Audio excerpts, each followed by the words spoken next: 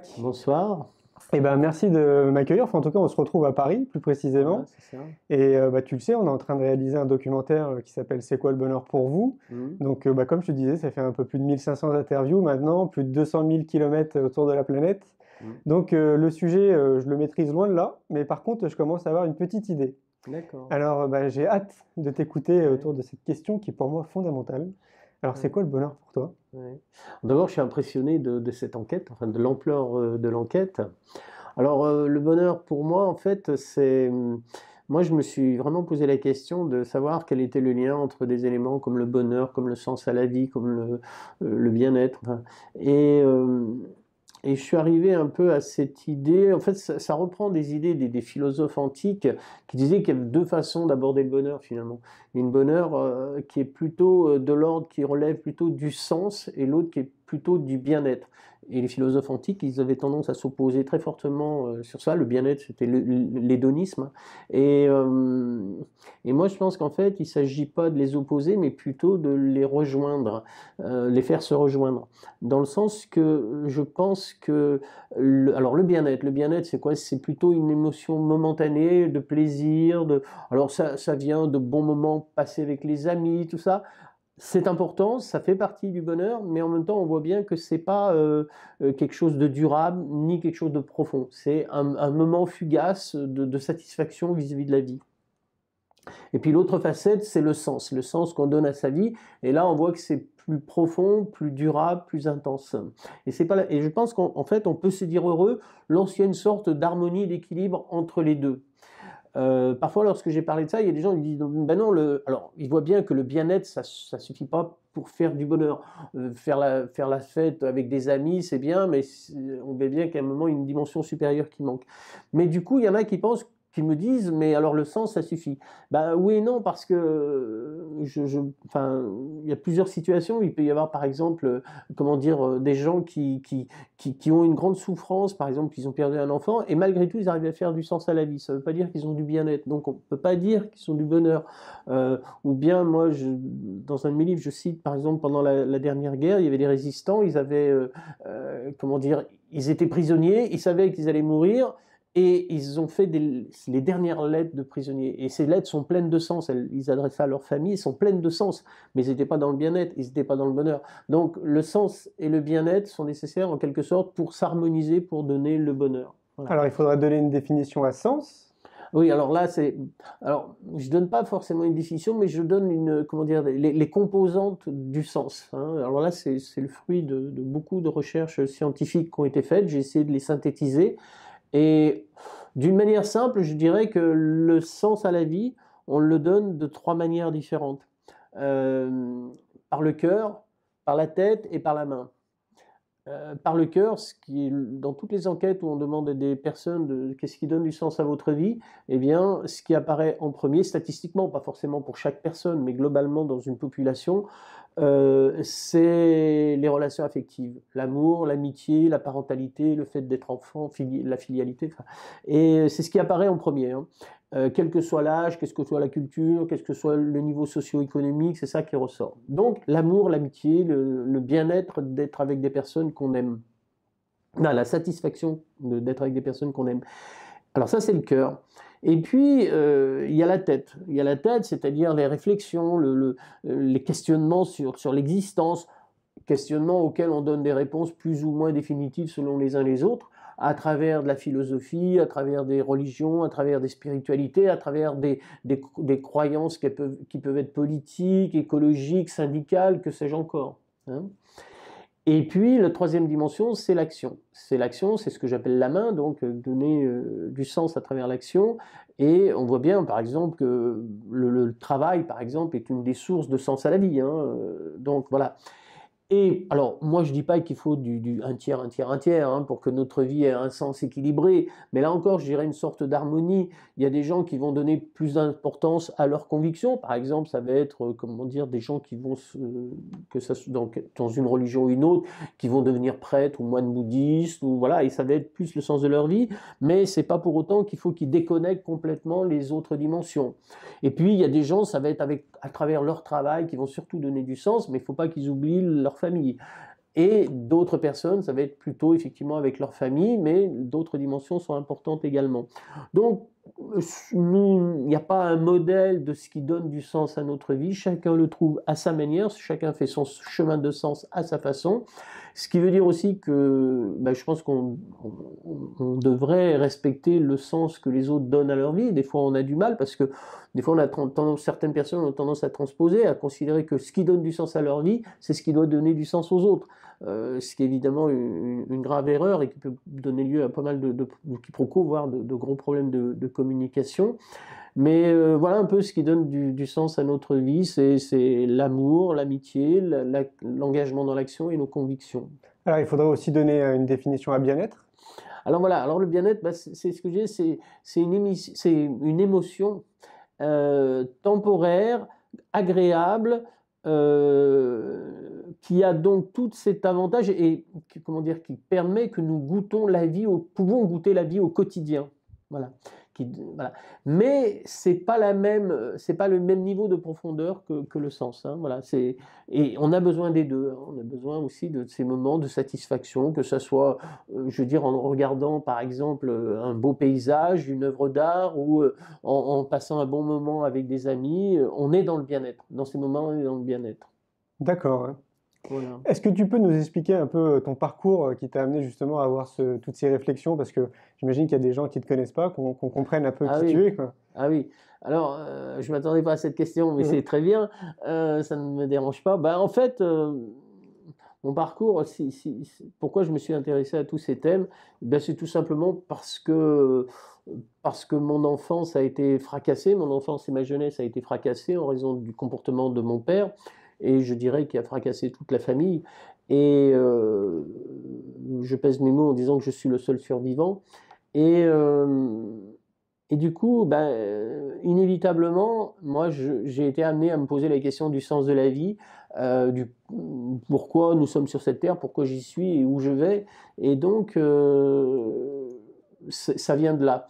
Et heureusement, parce que j'aurais pu, à un moment donné de ma vie, quand j'étais jeune, mal tourner, j'ai rencontré des personnes qui m'ont accompagné, qui ne m'ont pas stigmatisé, pas regardé négativement, et du coup, eh bien, j'ai pu, moi, donner du sens à ma vie. À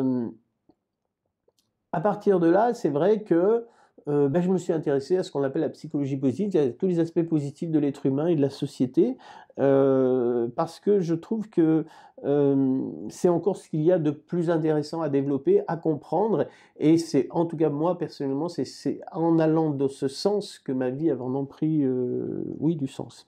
Tu veux dire que tu es un chercheur? Alors, chercheur, j'ai fait des recherches et puis maintenant j'ai arrêté. Enfin, je fais toujours des recherches d'une certaine manière, mais actuellement, l'essentiel de mon activité, c'est en fait l'écriture d'ouvrages. Et à partir de là, eh bien, des conférences, des formations, mais c'est l'essentiel de mon temps d'activité. Et Voilà. ça fait combien de temps? Oh, maintenant, ça doit faire, enfin, ça fait pas mal d'années que j'écris des livres, mais dans le fait que mes livres prennent beaucoup de mon temps, ça fait une petite dizaine d'années, je pense. D'accord. Et l'intérêt pour la psychologie positive, c'est quoi? Une vingtaine d'années, une trentaine d'années? Alors, en fait, oui, je dirais que moi, c'est depuis pratiquement toujours où je me suis intéressé à la psychologie. Enfin, la psychologie, depuis plus d'un siècle qu'elle existe, c'est surtout intéressée à ce qui fonctionnait mal chez l'être humain et aux problèmes psychiques. Et c'était une bonne chose dans un certain sens, puisqu'il était nécessaire d'essayer de constater d'abord qu'il y avait de la souffrance et d'essayer de la soulager. Mais en fait, ce qui s'est passé, c'est que pendant plus d'un siècle, finalement, il y a une sorte de monofocalisation sur ce qui ne va pas.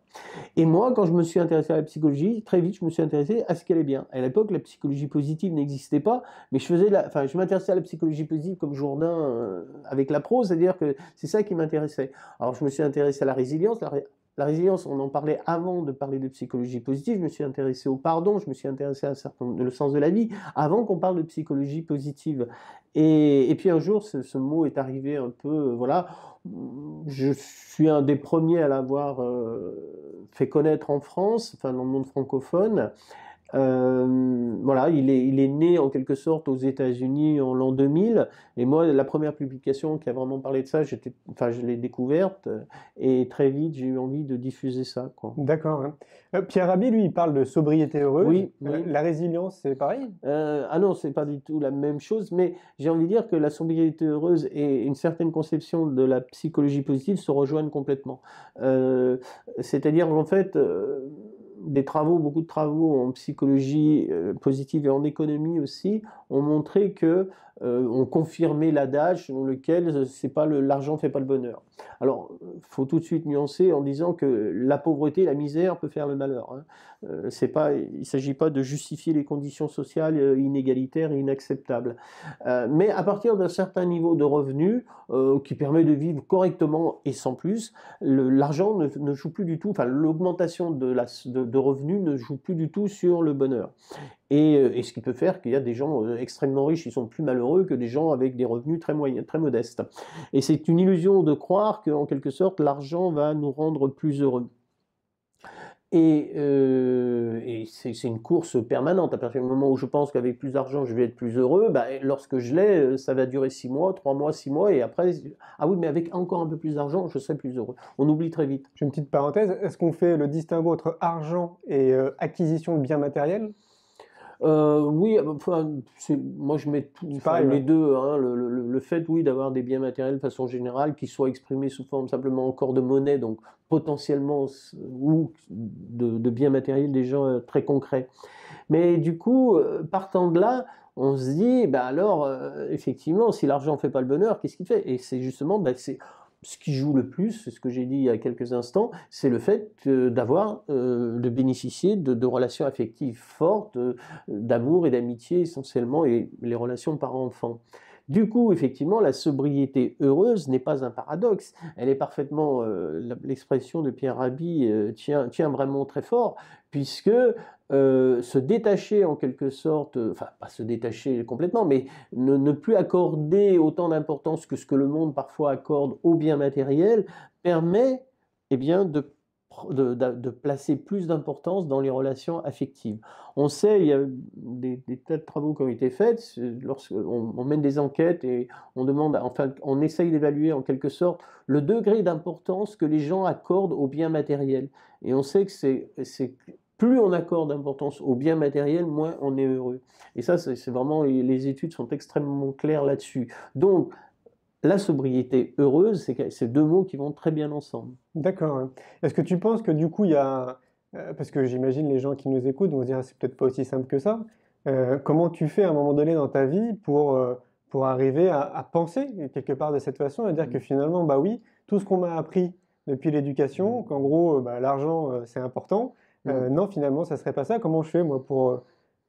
Bah, je pense qu'effectivement, moi, je ne crois pas qu'il y ait une recette, mais le fait de savoir déjà ça est important. Moi, il m'arrive de rencontrer effectivement des personnes qui rêvent et qui ont une belle maison, mais non, non, ça va pas. Ils rêvent de la maison qu'ils ont vue, qui est une fois et demie plus grande qu'elle. Et moi, je leur pose la question, je leur dis, mais avant d'avoir cette maison, vous étiez où? Alors, ils étaient dans un appartement et ils rêvaient d'avoir cette maison. J'ai dit, ben, vous l'avez. Voilà, et donc, ça permet de remettre les choses, j'ai envie de dire, à leur place. Donc, le simple fait aussi de savoir que finalement, cette course à la réussite matérielle n'est pas la source du bonheur, je ne dis pas que ça aide systématiquement les gens, mais ça permet quand même pour certaines personnes de remettre les choses un petit peu plus, voilà, les remettre, les cadrer mieux. Et puis c'est vrai que là tu viens de citer Pierre Rabhi, il y a d'autres personnes qui vivent cela, et si Pierre Rabhi dans ses interviews avait l'air triste à mourir, mais on n'aurait pas envie.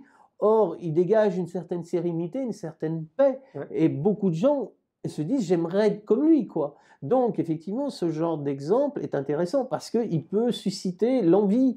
Moi je dis, il ne s'agit pas d'imiter des gens, d'imiter des expériences, ça c'est pas très intéressant, mais de s'inspirer. J'aime beaucoup le mot inspiration, s'inspirer de belles histoires, de belles expériences humaines.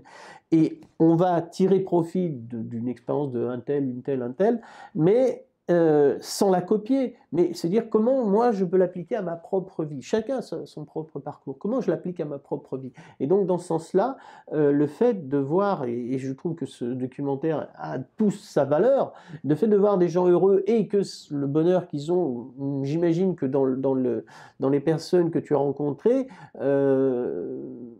j'imagine que peu t'ont dit, moi je suis heureux parce que j'ai plein d'argent. Enfin, C'est clair. Hein. voilà, donc, et ben, du coup, on se dit, bah oui, finalement, c'est une constante humaine que c'est pas l'argent qui rend heureux. Voilà. Et donc, de tenir compte de l'expérience des autres peut nous apprendre pour notre propre vie. Mais Gandhi le dit très bien dans une citation, sois le changement que tu veux voir dans le monde. Oui, voilà. Incarne le changement. Ouais. Voilà. Alors là, c'est intéressant parce que, et ça aussi, ça renvoie à ma vision du bonheur, c'est que là, dans cette phrase, eh bien, on voit bien une sorte d'articulation entre le changement social et la transformation personnelle. Voilà. Alors après, c'est la question de l'œuf et de la poule. Qu'est-ce qui est en premier? Moi, je dis c'est les deux. Hein. L'œuf donne une poule, la poule donne un œuf. Mais eh bien, je pense qu'il faudrait qu'il y ait les meilleures conditions sociales pour, donc, d'améliorer les conditions sociales pour améliorer, que l'être humain puisse s'améliorer.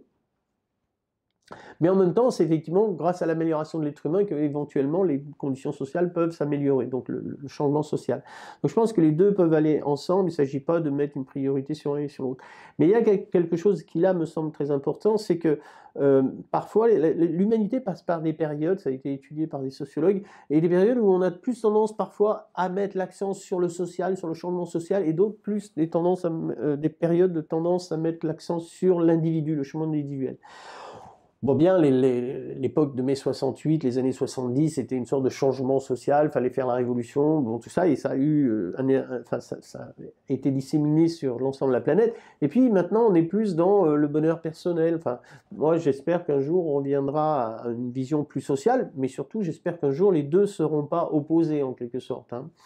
Et il y a quelque chose qui me semble très important, qui va dans le sens de ce que j'ai dit précédemment, c'est qu'en fait, le bonheur, pour moi, il vient de l'interdépendance. Nous naissons dans la dépendance. Ah oui, en tant que bébé, voilà. À moins d'un accident de la vie, nous mourrons dans la dépendance. Lorsque nous serons âgés, très âgés. Et dans l'entre-deux, nous vivons dans l'interdépendance, mais on passe beaucoup, enfin en Occident au moins, mais de notre temps, de notre énergie, à croire que nous sommes indépendants des autres. Et c'est une illusion, nous sommes dans l'interdépendance. Et l'être humain, dès sa naissance, il vient dans la dépendance. Il a besoin des autres pour vivre, il aura besoin des autres au moment de la fin.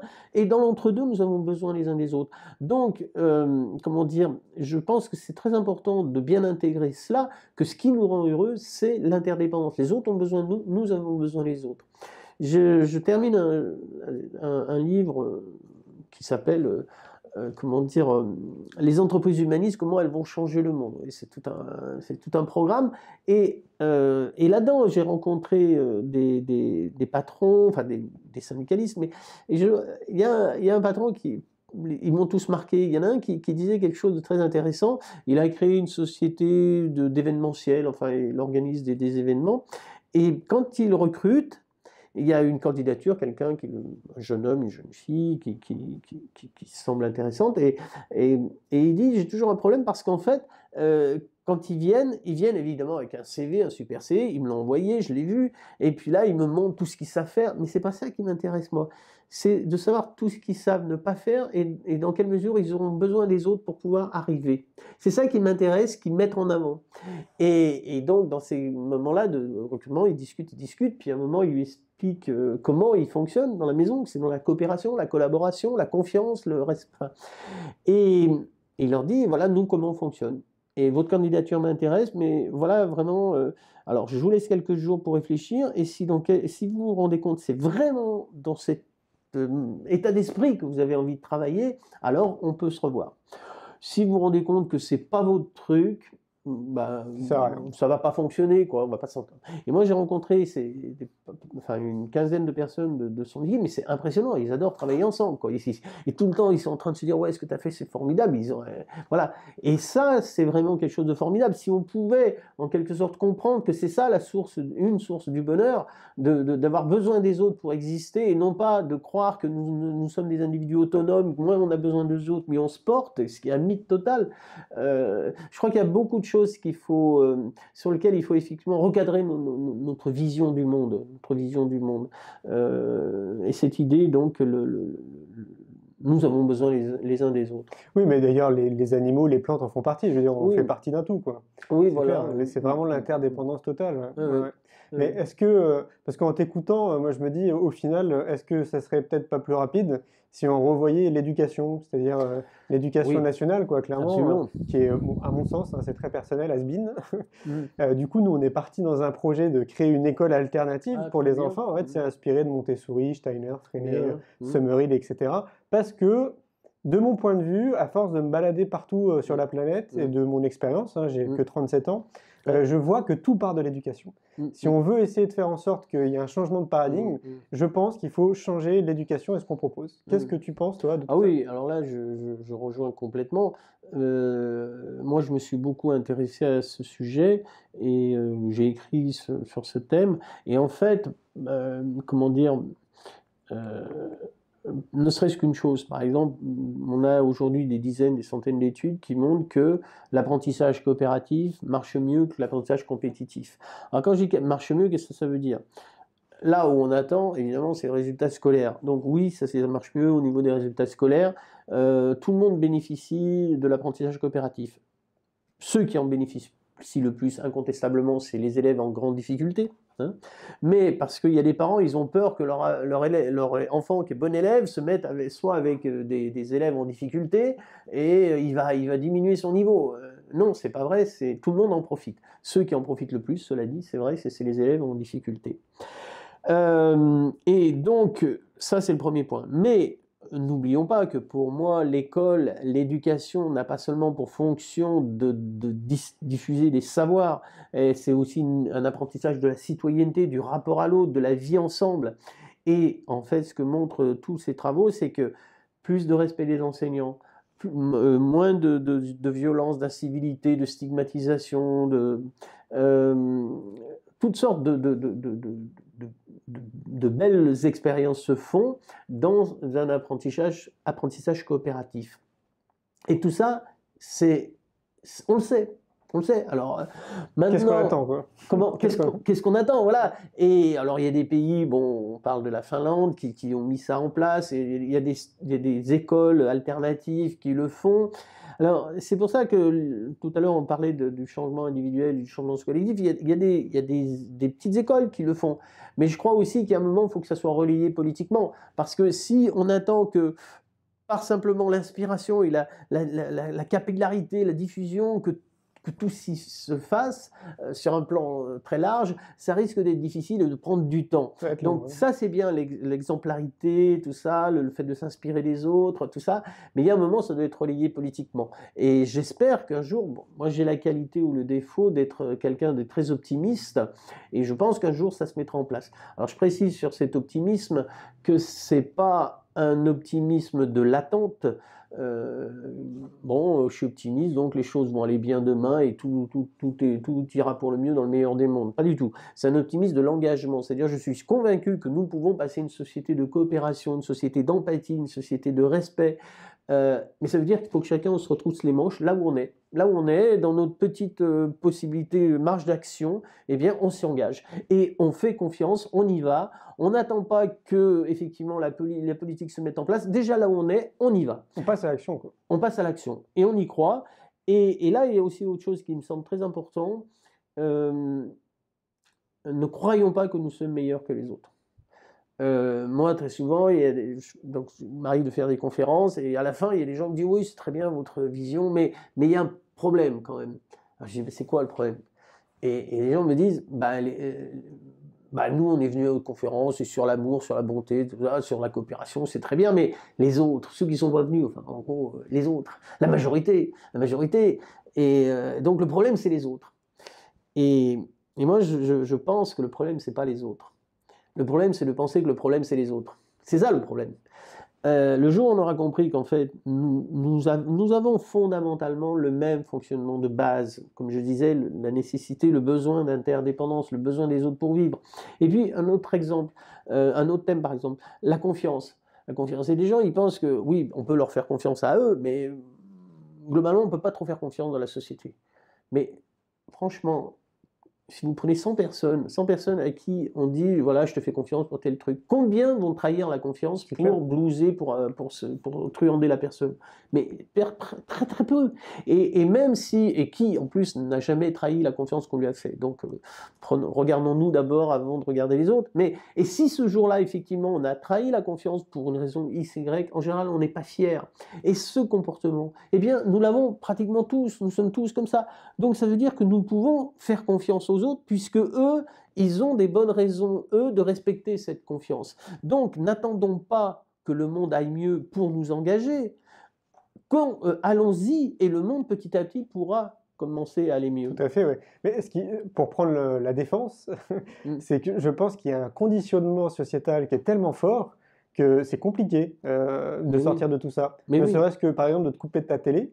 Alors certains vont dire, bah oui, mais ça dépend de l'utilisation aussi de ta télé. Moi, je suis persuadé que la télé, c'est anxiogène, c'est stressant. Voilà, je pense qu'il y a vraiment un déconditionnement à mettre en place pour une bonne partie d'entre nous, qui me semble peut-être long pour certains, peut-être plus rapide pour d'autres. Oui, moi je pense effectivement sur ce côté anxiogène de la télé, d'abord plein d'études l'ont montré, ça c'est une chose, et c'est vrai qu'à partir du moment où à partir de 20h on a toutes les drames de l'univers qui nous sont montrés, plus après dans la deuxième partie, tous les crimes qu'on invente pour... c'est sûr que ça donne pas envie de vivre. Ce qui est impressionnant, c'est la fausse image qu'on peut avoir du monde à cause des médias. Comment dire, par exemple, aujourd'hui, on croit qu'il y a de plus en plus de violence. C'est totalement faux. La violence a diminué de façon mais drastique dans l'humanité ces 20-30 dernières années. Mais c'est une chute radicale. Alors, bien sûr que des têtes qui sont coupées, c'est monstrueux. Mais, donc, je ne suis pas en train de nier, d'une part de le nier, d'une part de le banaliser. Pas du tout. Mais quantitativement, ça représente très peu. Et il y a beaucoup moins de morts par violence aujourd'hui qu'il y a une cinquantaine d'années. Et je mets même de côté les guerres mondiales. Et par exemple, on nous dit qu'il y a de plus en plus de terrorisme, sauf que, actuellement c'est Daesh, il y a eu Al-Qaïda, sauf qu'on oublie par exemple, dans les 10 ans qui viennent de se passer, l'IRA en Irlande a déposé les armes et officiellement, et ils n'ont pas fait d'attentat depuis. Ça a inspiré, là, je retrouve l'inspiration, au Pays Basque, l'ETA a déposé les armes. Ils ont fait des voyages en Irlande pour voir comment ça s'était passé, le processus de paix, et ils ont mis en place le processus de paix. L'ETA a déposé les armes, il n'y a plus eu d'attentat. Le FLNC en Corse a déposé les armes, il n'y a plus d'attentat. En Colombie, un des groupes terroristes les plus violents, les FARC, ont négocient maintenant, il y a tout un processus qui se fait avec le gouvernement, ils ont déposé les armes, ils n'ont plus refait d'attentat. Et donc il y a vraiment des choses comme ça qui existent, auxquelles on ne pense pas. On ne dit pas. Voilà, qu'on ne dit pas, oui, que les médias ne répercutent pas. Et il suffirait d'un individu, même tout seul, en Irlande ou au Pays Basque, et qui fait sauter une voiture, il y a 5 morts, on va en parler. Et il y a de plus en plus d'attentats dans le monde. Non, c'est pas vrai. Il y a moins de meurtres qu'avant. Et je prends un autre exemple. On nous dit qu'on va tous crever à cause du réchauffement climatique. Je ne suis pas du tout un climato-sceptique. Donc, faut préciser tout de suite. Oui, le problème du réchauffement climatique est un problème dramatique, planétaire, et dont il est urgent de se préoccuper. Mais, c'est quand même bizarre que depuis quelques années, on ne nous parle pas, dans les médias, de la couche d'ozone. Je ne sais pas si tu as remarqué. Oui, tu as raison. On parle de la couche d'ozone. Bien sûr, ouais. Tous les ans, au mois d'octobre-novembre, on nous parlait de la couche d'ozone. Il y avait des photos, on montrait que la couche d'ozone diminuait et qu'on allait tous crever, grillés par le soleil, ou je ne sais pas, par des rayons. Enfin bon. Pourquoi on n'en parle plus? Le problème de la couche d'ozone est réglé. Voilà. Et les médias, ça les intéresse pas. Voilà, c'est ça. Mais tant que c'était catastrophique, alors quand je dis régler, ça se discute, c'est-à-dire c'est simplement que comment dire, la production de substances détruisant l'ozone, elle est passée, enfin, comment dire, elle a diminué, elle est actuellement à peu près à 2-3% de ce qu'elle était il y a 20 ans. Donc les pays ne produisent plus ces substances à l'échelle planétaire. Et donc la couche d'ozone est en train de se reconstruire, simplement vu que ces substances dans l'atmosphère mettent très longtemps à se dégrader, il faut environ 30 ans pour que ça se reconstitue. Mais ça y est, dans 30 ans, c'est reconstitué. Autre exemple, le Rhin. Le Rhin, c'était une poubelle assez ouverte il y a 30-40 ans. C'était une horreur. Aujourd'hui, le Rhin, c'est la plus grosse concentration mondiale d'usines pétrochimiques, sidérurgiques et autres, au monde. La vallée du Rhin, c'est la Ruhr, enfin bon, la vallée du Rhin. Et en fait, l'eau actuellement dans le Rhin, par exemple, les métaux lourds, c'est 10 000 à 20 000 fois inférieur aux normes sanitaires standards internationales. Voilà. On peut se baigner dans le Rhin. C'est bon à savoir. On ne le sait pas. Et on peut se baigner dans la Seine à Paris aujourd'hui. On peut se baigner dans la Seine. C'est bon à savoir aussi. Mais on ne se baignera probablement jamais dans la Seine. Et alors ça fait rigoler. Donc, ah oui, Chirac disait qu'on se baignerait dans la Seine, on ne se baigne toujours pas. Pourquoi? C'est pas pour des raisons de pollution. C'est tout simplement parce que c'est trop dangereux, parce qu'il y a trop de bateaux. Oui, oui, c'est vrai. Puis il y a du courant aussi. Il y a trop de bateaux. Et donc c'est interdit de se baigner. Mais on pourrait très bien faire une piscine avec l'eau de la Seine. C'est tout à fait possible. Alors la seule pollution qui existe, par exemple à Paris, c'est les jours où il y a beaucoup de pluie et en fait l'eau des égouts remonte.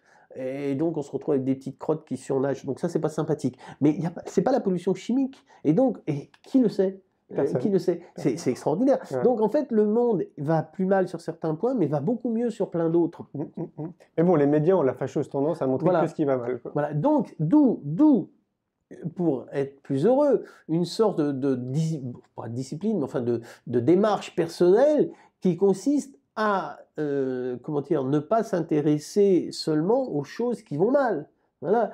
Et s'intéresser aux choses qui vont bien. Moi, je sais que avec Internet, il y a quelque chose qui s'appelle Google Alert, et moi, j'ai tapé, par exemple, courage, altruisme, empathie, et tous les jours, je reçois des infos d'articles qui parlent d'empathie, qui parlent de ces choses-là, et voilà, et c'est important. Et puis, il y a des agences, comment dire, des journalistes qui font du journalisme positif. C'est ce qu'on fait. Voilà, ben, c'est ça. Et il ne s'agit pas de nier ce qui ne va pas. C'est pas du tout ça.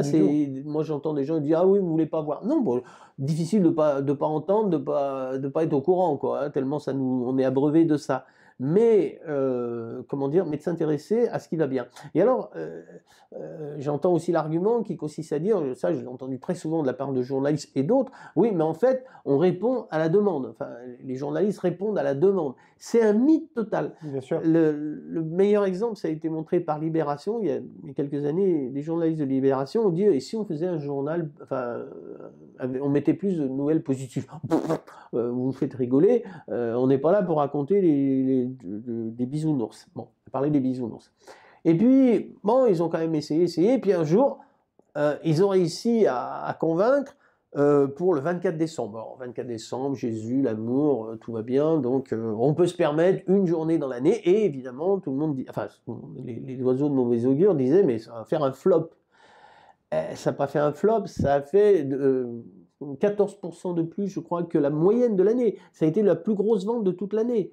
Et alors, du coup, les oiseaux de mauvais augure ont dit, bah oui, mais si on donnait des bonnes nouvelles tous les jours, ça ne marcherait pas. Mais on n'a jamais dit qu'il faut faut inonder le monde de bonnes nouvelles. Il faut simplement faire l'équilibre. C'est tout. Exactement. Il y a des choses négatives qui se passent, il y a plein de choses positives qui se passent. Et récemment, on a eu les attentats, mais les attentats, moi, ce qui m'impressionne, c'est pas. Beaucoup de personnes restent sur ce drame des attentats, qui est un drame absolu. Bon. Mais ça a concerné une dizaine de personnes étaient impliquées là-dedans. Et à côté de ça, on a eu des centaines de milliers de manifestations de solidarité, de bonté. Les gens ont ouvert leurs portes aux blessés ce soir-là, mais après, plus largement, une sorte de solidarité planétaire qui s'est mise en place. Et ça, c'est beaucoup plus représentatif de l'être humain que les actes d'une dizaine de personnes. Tout à fait. Au niveau quantitatif, bien sûr qu'ils font beaucoup de mal, mais quantitativement, ils pèsent peu au niveau par rapport à ce qu'est l'humanité. En fait, ce que tu dis, c'est changeons notre regard sur les choses, quoi. Voilà, Voilà. changeons notre regard et ouvrons-nous à la beauté du Mm, monde. mm. Qu'est-ce que tu penses du Bhoutan?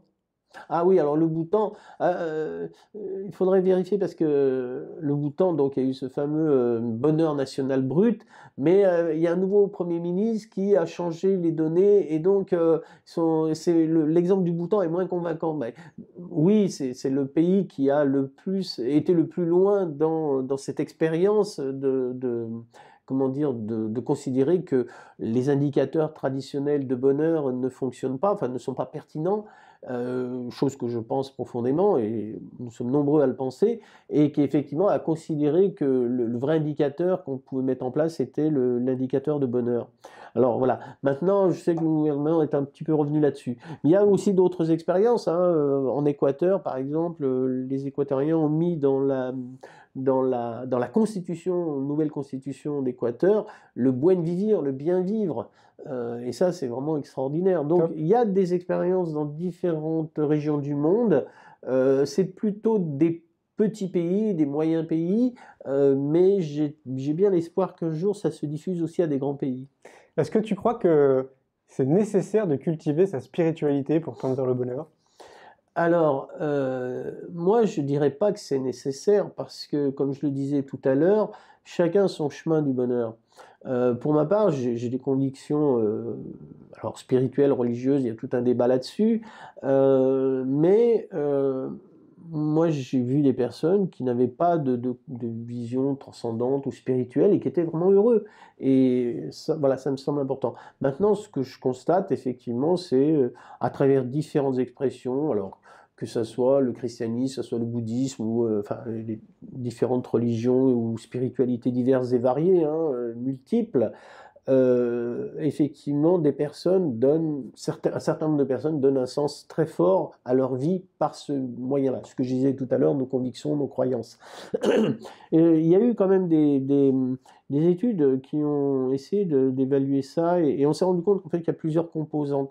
Il y a alors ça, c'est pas étonnant, hein, les résultats, mais tout ce qui est de l'ordre, j'ai envie de dire, enfin, ce qui a plutôt tendance à être de l'ordre du rituel et presque de l'obligation rituelle ne sont pas source de bonheur, hein. En revanche, ce qui est quelque chose de profondément incarné, d'une part, est source de bonheur, et également tout le côté collectif, de communauté. Et là, c'est moins la croyance qui joue que le fait d'être une communauté. Mais on sait aujourd'hui que le côté communautaire d'une croyance joue un rôle très important dans le bonheur. Voilà. D'accord. Donc il y a des travaux sur cet aspect-là. Mais je pense qu'il faut être prudent parce que, effectivement, tout à l'heure je disais que chacun fait son bonheur à cette manière. Et je pense qu'il y a ce qui peut être la source de grand bonheur peut être aussi un danger, dans le sens que les personnes, on voit ce qu'on appelle les nouveaux convertis, qui découvrent une nouvelle spiritualité dans laquelle ils s'engagent et qui donnent vraiment du sens à leur vie, ils ont parfois tendance à vouloir que les autres passent par ce chemin. Et non, le chemin d'autrui, enfin chacun a son chemin. Et s'il y avait un seul chemin, Ça se on ferait. saurait. Voilà. Donc moi j'aime bien, c'est mon Théodore Monod qui disait que finalement, enfin, le sens de la vie, c'est une sorte de montagne et nous aspirons à arriver au sommet de la montagne. Mais en fait, il y a 36 chemins pour arriver à tout en haut de la montagne. Et il y en a qui vont prendre par là, d'autres par là. On se retrouvera peut-être un jour, mais il ne s'agit pas de penser que mon chemin, c'est le chemin de l'autre, quoi. Il y a dans un des trucs, dans les livres de Tintin, alors c'est vieux, c'est un vieux souvenir, j'aimerais bien retrouver cette page, et c'est Tintin, je crois, au Tibet, ou je sais plus, enfin en tout cas, à un moment, il y a un gars qui est un jeune qui est devenu fou, et il veut toujours couper la tête à Tintin, il lui court après avec un sabre, et il dit, en gros, alors c'est un souvenir, hein, mais j'ai découvert la voie, j'ai découvert la vérité, et donc je vais te couper la tête. Voilà, c'est évident. Super. Voilà. Alors ça, depuis, il y a eu d'âge, effectivement, mais cette histoire que j'ai découvert la vérité, donc je vais te l'imposer, je vais te montrer ce que c'est que la vérité, je pense qu'il faut en être très prudent. On peut ne pas couper la tête aux gens, mais vouloir quand même leur imposer une certaine vision du monde. C'est vrai, ouais. Est-ce que tu penses que malgré tout, il y a quand même il y a quand même moi j'appelle ça des outils ou des choses à faire dans notre quotidien qui nous permettraient de tendre vers plus Oui. de bonheur? Oui. Alors oui, c'est vrai que se développe un certain nombre d'outils, de pratiques. Moi, je le vis pas comme ça. Alors moi, j'ai un ami qui m'a dit un jour, il était à la maison et parce que par exemple, on parle beaucoup depuis quelques temps de la méditation pleine conscience. C'est quelque chose dont on parle énormément. Moi, je la pratique pas et ça me parle pas. Bon, ça me parle Chacun son pas. truc. Oui, voilà, et c'est exactement ça. Et un jour, il était à la maison, il me dit, mais en fait, toi, lui, il le fait, il a été formé, il forme des gens. Enfin, et il me dit, mais en fait, t'as pas besoin de la pleine conscience, tu la vis. Alors, ça m'a plutôt fait plaisir, C'est quoi. clair. Et c'est vrai, mais ça, c'est vraiment le fruit de mon histoire. C'est-à-dire que, bon, je viens juste d'avoir 60 ans comment dire, et je sais que quand j'avais 15 ans, j'avais moins de temps à vivre qu'aujourd'hui. Aujourd'hui, je vous entends, je sais pas combien d'années, j'ai des années à vivre devant moi. À 15 ans, je pensais que je me serais suicidé dans la journée. Donc depuis, j'ai eu 45 ans de bénéfice. Voilà. Merci Donc la tous les vie. matins, je me lève et je m'émerveille de la vie. Alors je m'émerveille de la vie et comme je suis chrétien, eh bien, je remercie Dieu et je le fais pas du tout comme une obligation, voilà, comme un outil, mais je le vis comme ça. Pour moi, tous les matins, je me dis mais la vie est merveilleuse parce que j'aurais pu avoir une vie qui aurait été très différente. Voilà. Donc là, tu Alors soulignes la gratitude. C'est un oui, des la outils. gratitude est Merci la vie. voilà, merci la vie. Et la gratitude est effectivement une des pratiques de la psychologie positive qui facilite le bonheur. Alors, il y a une forme de méditation qui est moins connue et que je pratique d'une certaine manière. C'est la méditation gentillesse, bonté. Enfin, en anglais, c'est kindness. Altruisme. Oui, altruisme. Alors, il y a différentes façons de le traduire. Et en fait, ça me semble très intéressant. Alors, on se met en situation de méditation. Bon, on n'est pas obligé d'avoir une pause particulière, mais enfin, en tout cas, on est relaxé. Et puis, on pense à une personne qu'on aime beaucoup. Alors, il y a plusieurs façons de pratiquer, hein, mais une façon, c'est on pense à une personne qu'on aime beaucoup et on essaye d'avoir des pensées d'amour, de bonté, que le meilleur puisse lui arriver. Et comme ça, on va méditer autour de cette pensée sur cette personne pendant quelques moments, un petit moment. Et puis après, on va penser à une personne avec qui on a des petites tensions, c'est plus difficile, et on essaye d'avoir la même dynamique. Et puis dans un troisième temps, on passe à des personnes vraiment avec qui ça se passe mal actuellement. Et, et moi, je le pratique. Ça rejoint d'ailleurs dans le monde chrétien ce qu'on peut appeler la prière d'intercession. Voilà. Alors, sauf qu'avec la prière d'intercession, on considère qu'il y a une entité personnelle qui s'appelle Dieu. Mais pour moi, la prière d'intercession, c'est pas de demander à Dieu qu'il fasse du bien à cette personne, parce qu'il n'a pas besoin de nous attendre, il sait ce qui est bon pour elle. Voilà. Donc c'est simplement de nous-mêmes nous mettre en condition pour que cette personne, elle lui arrive les meilleures choses et que si on peut y contribuer, on y contribue.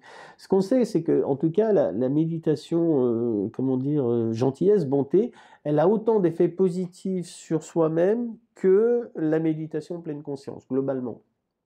Mais en plus, elle a un avantage, c'est qu'elle nous pousse plus vers les autres que la méditation pleine conscience. Oui, c'est ce qui est logique. C'est Forcément, logique. t'es tourné vers l'autre, quoi. Ouais. Voilà, ça nous pousse plus vers les autres et donc ça augmente nos relations. Alors, le petit côté technique, moi je suis pas tellement pour des techniques justement, mais le petit côté technique qui de commencer par une personne qu'on aime beaucoup et puis progressivement aller vers des personnes qu'on aime moins, c'est tout simplement que si on commence à penser tout de suite avoir des pensées d'amour pour une personne qu'on n'aime pas du tout, c'est plus difficile. Donc, on commence par ce qui est plus facile et puis on arrive à ce qui est plus difficile progressivement. Et on y arrive. Donc, gratitude, méditation, il y a autre Oui. chose? Oui, je pense par exemple, ça va un petit peu dans le sens de la suite de ce que je viens de dire, par exemple, c'est le pardon. Alors le pardon, c'est quelque chose de difficile parce que c'est souvent connoté religieusement et ça gêne des personnes. Et moi, des personnes avec qui j'ai parlé par exemple de pardon, étaient très très réticentes parce que c'est de la bondieuserie. Enfin, et je pose cette question, mais est-ce que vous connaissez un mot aussi fort, aussi marqué que le mot pardon et qui ne soit pas connoté religieusement? On peut mettre lâcher prise, on peut mettre ne plus avoir d'amertume. C'est pas aussi fort que pardon. Et donc le mot pardon, certes, peut être vécu dans un registre croyant, spirituel et en particulier chrétien, parce que c'est souvent dans cet univers qu'il est utilisé, mais pas obligatoirement. Beaucoup de chercheurs en psychologie ont étudié le pardon, le processus psychologique du pardon. Et en fait, qu'on soit croyant ou pas, eh bien, les processus psychologiques du pardon sont identiques. Lorsqu'on est croyant en un Dieu personnel, eh bien, on met par-dessus cela l'idée que la force de pardonner, la puissance de pardonner vient de ce que Dieu donne le pouvoir de pardonner. C'est Dieu qui nous donne la force de pardonner. Mais tout l'aspect psychologique, bon, je prends un exemple, le pardon, comment dire, ce n'est pas, pour moi, un aspect essentiel, c'est la distinction entre l'acte et la personne. Le pardon, c'est de considérer que ce que cette personne elle a fait peut être inacceptable, peut être extrêmement, même monstrueux, mais c'est pas pour autant que cette personne est un monstre. Peut-être qu'on l'a considérée comme un monstre jusqu'à présent, d'avoir fait des actes monstrueux, mais elle, c'est un être humain. Et donc, cette dissociation entre l'acte et la personne, c'est un des critères du pardon. Qu'on soit croyant ou pas, ce mécanisme joue de la même manière. Bon. Et on sait aujourd'hui que, effectivement, le pardon est une des sources du bonheur. Alors, le pardon des grandes choses, de choses très dures, et puis le pardon aussi des petites choses. Voilà. Et ça, c'est vraiment, il y a eu beaucoup de travaux là-dessus. Maintenant, moi qui ai beaucoup écrit, beaucoup parlé du pardon, eh bien, j'ai cette phrase un peu paradoxale consiste à dire il ne faut jamais pardonner. Pourquoi? Parce que le pardon n'est jamais un devoir. On ne doit pas pardonner. Le pardon, c'est un acte de liberté. C'est un acte de liberté vis-à-vis de soi-même, c'est un acte de libération. Avant, par exemple, dans certains milieux croyants, eh bien, on mettait une sorte de pression morale. Tu dois pardonner. Voilà. Maintenant, depuis qu'on sait que le pardon augmente le bien-être, le bonheur, eh bien, des psys se sont emparés de ça pour dire vous devez pardonner, vous irez mieux. Mais c'est la même injonction, qu'elle soit religieuse ou qu'elle soit thérapeutique. Et non, personne ne doit pardonner. Le pardon, c'est un acte libre. C'est évident. Oui. Voilà. Et ça me semble très important. Voilà. Maintenant, parmi les outils, par exemple, on conseille souvent de noter sur un carnet les bons moments qu'on vit dans la journée et puis de se les remémorer le soir. Alors c'est intéressant parce que c'est quelque chose dont on s'est rendu compte, effectivement ça améliore le bonheur, le sentiment de satisfaction vis-à-vis de la vie, de façon générale pour les gens, mais en particulier pour les personnes dépressives. Lorsqu'on dit à des personnes dépressives, prenez un carnet et notez les moments agréables de votre vie, il y en a qui disent moi j'en ai pas, de toute manière je prends. Bon, on ne sait jamais. Prenez quand même un carnet au cas où. Et justement, écrivez-le, parce que voilà, quand vous voyez un truc, bon.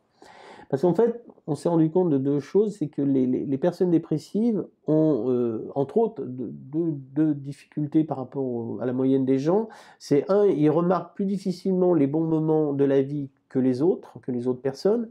Et deux, ils s'en souviennent très peu. C'est-à-dire, même s'ils l'ont remarqué, ils l'oublient vite. Par contre, ils repèrent plus facilement les mauvais moments et ils s'en souviennent plus facilement.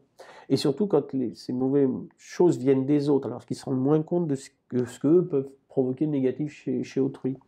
Et du coup, le fait d'avoir un carnet, ça incite à plus observer, et surtout, c'est que ça incite à s'en souvenir. Et donc, le truc, c'est de dire, le soir, vous ouvrez votre carnet et vous regardez. Et il y a plusieurs exemples, pas mal de gens comme ça, dépressifs, qui disaient moi j'ai pas de moment agréable, et qui une semaine après disent mais c'est incroyable quand je note le nombre de choses que je vois et j'ai jamais aussi bien dormi depuis des années. Voilà, tout simplement parce qu'ils ont noté et qu'ils se sont ressouvenus le soir. Donc ça c'est quelque chose dont on sait que c'est extrêmement efficace pour...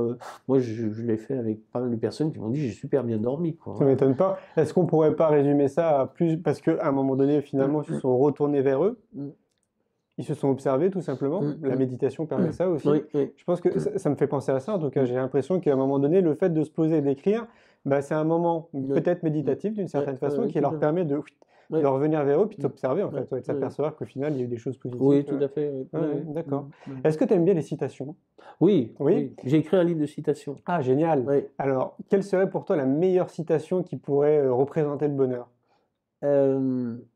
Pour moi, il y a une phrase de Nelson Mandela qui dit, à laquelle je suis très attaché, et qui dit la bonté de l'homme est une flamme qu'on peut cacher mais qu'on ne peut pas éteindre. Et pour moi, une citation, il faut qu'elle soit référencée, sinon c'est simplement une belle phrase. Je le dis comme ça, je la connais par cœur. Pour ceux qui ont envie de regarder, c'est dans son autobiographie qui s'appelle Un long chemin vers la liberté, édition de poche, page 753. Cette phrase est extraordinaire. Et voilà, donc ça, je crois beaucoup. Mes citations préférées, c'est vrai que c'est des personnes comme Mandela, comme Luther King, comme Gandhi, comme voilà, c'est Aung San Suu Kyi, voilà. Et oui, j'ai un site où tous les jours je présente une citation nouvelle, enfin une belle citation. C'est un site, si on tape psychologie positive, c'est le premier site qui apparaît. Et tous les jours, il y a une citation différente. Parfait. Voilà. Merci beaucoup, Jacques. Merci.